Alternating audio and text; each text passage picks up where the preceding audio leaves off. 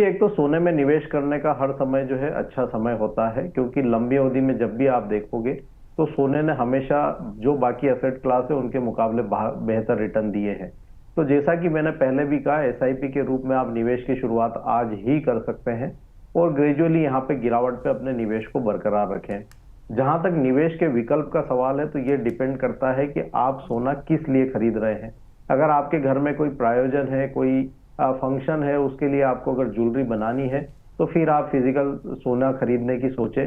अन्यथा अगर आप निवेश के लिए सोच रहे हैं तो फिजिकल जो सोना है वो अवॉइड करना चाहिए, क्योंकि वहां पे आपको 3% जीएसटी और मेकिंग चार्जेस का जो है नुकसान होता है। तो ऐसे में आपके पास यहाँ पे 2-3 विकल्प और रहते हैं। अगर आप छोटे निवेशक हैं तो एसआईपी के रूप में जो गोल्ड के ईटीएफ हैं, जो स्टॉक एक्सचेंजेस के ऊपर लिस्टेड है, वहां पे आप छोटी छोटी मात्रा में जो है पोजीशन ले सकते हैं और एक बड़ा कॉर्पस जो है बना सकते हैं लंबी अवधि में। दूसरा, डिजिटल गोल्ड भी एक विकल्प है, वहां भी आप जा सकते हैं। उसके साथ ही गोल्ड और सिल्वर के म्यूचुअल फंड्स भी, यहाँ फंड ऑन फंड्स है, तो उसमें आप हर महीने एक निश्चित अमाउंट में एसआईपी की शुरुआत कर सकते हैं। और अगर आपको फिजिकल गोल्ड रखना है लंबी अवधि के लिए, तो फिर आप एमसीएक्स पर भी यहाँ पे डिलीवरी जो है डीमेट अकाउंट में लेकर के रख सकते हैं। तो काफी सारे विकल्प यहाँ मौजूद हैं। डिपेंड करेगा कि आपका प्रायोजन जो है सोना खरीदने का क्या है, उस हिसाब से आप अपने विकल्प का चुनाव कर सकते हैं। आपका जिस तरह से आप खरीदना चाहते हैं, अलग कई तरह के विकल्प हैं, चाहे आप डिजिटली लेना चाहते हैं या फिजिकली, अलग अलग तरह के विकल्प हैं। आप उसके अनुसार खरीदारी कर सकते हैं आपकी उपयोगिता के अनुसार। एमसीएक्स पर इस वक्त गोल्ड 95,500 के करीब ट्रेड कर रहा है और कॉमेक्स पर $3,300 के करीब ट्रेड होता हुआ नज़र आ रहा है।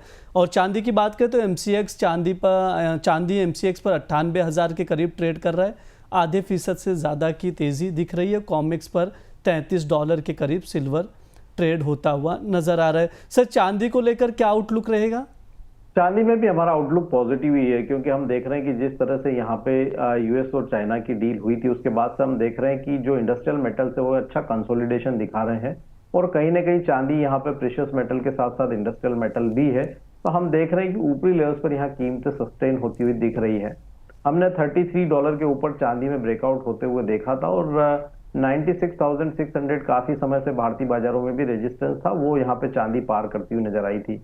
तो हमारा मानना है कि यहाँ पे भी ट्रेंड जो है वो पॉजिटिव बना हुआ है। बाय ऑन डिप्स की रणनीति चांदी में भी बना करके रखना चाहिए। सर, एक सवाल और है दर्शक का ही कि अगर डिजिटली गोल्ड खरीदते हैं तो क्या उसके भी चार्जेस हैं क्या, अलग अलग फॉर्म में? डिपेंड करता है आप कौन से जो है ऐप से आप ले रहे हैं। उन हर एक के जो चार्जेस है अपने अपने हिसाब से अलग रहते हैं। लेकिन बहुत ज्यादा चार्जेस जो है डिजिटल गोल्ड में नहीं रहते हैं, क्योंकि मेकिंग चार्जेस वहां भी नहीं होता है और जीएसटी भी नहीं होता है। तो डिपेंड करता है और हर प्लेटफॉर्म के अपने चार्जेस हैं, तो वो आप वहां पे बेहतर जो है कंपैरिजन करके चुनाव कर सकते हैं। अच्छा सर, अगर सपोज डिजिटल गोल्ड बाय किया है, उसको फिजिकल में कन्वर्ट कराते हैं, फिजिकल में लेते, तो क्या तब भी चार्ज लगता है या नहीं लगता?